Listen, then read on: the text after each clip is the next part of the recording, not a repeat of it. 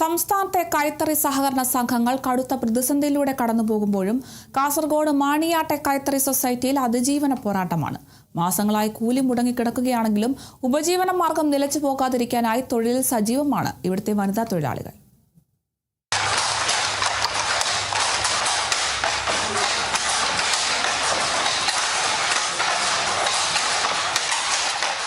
മാണിയാട്ട് കൈത്തറി സഹകരണത്തിലെ വനിതാ തൊഴിലാളികൾ വലിയ പ്രതിസന്ധിയിലാണ്. ഏറെ ശാരീരിക അധ്വാനം ആവശ്യമായ ജോലിയിൽ ദിവസം ശരാശരി 350 രൂപ മാത്രമാണ് വരുമാനം. ഇതുപോലും മാസങ്ങളായി മുടങ്ങിക്കിടക്കുകയാണ്. ജോലിയിൽ നിന്നുള്ള വരുമാനം കൃത്യമായി ലഭിക്കാതെയായതോടെ സൊസൈറ്റിയിലേക്കുള്ള യാത്രാ ചെലവിന് പോലും കുടുംബത്തിലെ മറ്റുള്ളവരെ ആശ്രയിക്കേണ്ട ഗതികേടിലാണിവർ. തുടർച്ചയായ നെയ്ത്തുജോലി കാരണമുണ്ടാകുന്ന കടുത്ത ശാരീരിക ബുദ്ധിമുട്ടുകൾ പോലും അവഗണിച്ചാണ് ഇവരിൽ പലരും ഇന്നും ഈ ജോലിയുമായി മുന്നോട്ട് പോകുന്നത്. ഞാൻ 60 രൂപ കൊടുത്തിട്ടാണ് ഇവിടെ പണിക്ക് വരുന്നത്. പിന്നെ കൂലി കിട്ടാത്തത് 8 മാസമായി. 2019 മുതൽ നമുക്ക് ഇൻസെൻറ്റീവ് കിട്ടാനുണ്ട്.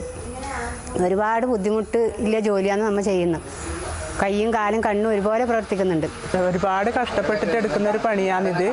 നമുക്കിത് 8 മാസമായി കൂലി വരാത്തത്. 8 കൊല്ലമായി ഇൻസെൻറ്റീവ് ഒന്നും തരാതെ. നമുക്കിവിടെ പണിയുണ്ട് എന്നല്ലാണ്ട് നമുക്ക് കൂലിയൊന്നും കിട്ടുന്നില്ല. മറ്റേത് മേഖലയിലെ തൊഴിലാളികളെക്കാളും ഏറ്റവും കുറഞ്ഞ കൂലിയാണ് ഈ കൈത്തറി തൊഴിലാളികൾക്ക് ഇന്ന് കിട്ടിക്കൊണ്ടിരിക്കുന്നത്. അത് തന്നെ 8 മാസത്തോളം ഡ്യൂ ആയി കിടക്കുമ്പോൾ ഈ തൊഴിലാളികളുടെ ജീവിത പ്രയാസങ്ങളും 2 ബസ്സൊക്കെ കയറിയിട്ടാണ് ഇവിടത്തേക്ക് ജോലി ചെയ്യാൻ പറ്റുന്നത്. ആ ബസ് ചാർജ് കൊടുക്കാൻ പോലും തൊഴിലാളികൾ വളരെ കഷ്ടപ്പെടുകയാണ്.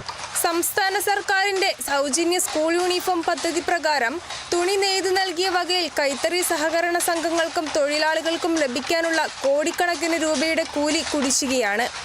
കഴിഞ്ഞ 7 മാസത്തോളമായി കൈത്തറി തൊഴിലാളികൾക്ക് കൂലി മുടങ്ങിയിട്ട്. ഇതിനു പുറമെ 2019 മുതലുള്ള പ്രൊഡക്ഷൻ ഇൻസെന്റീവ് കുടിശ്ശികയും തൊഴിലാളികൾക്ക് ലഭിക്കാനുണ്ട്.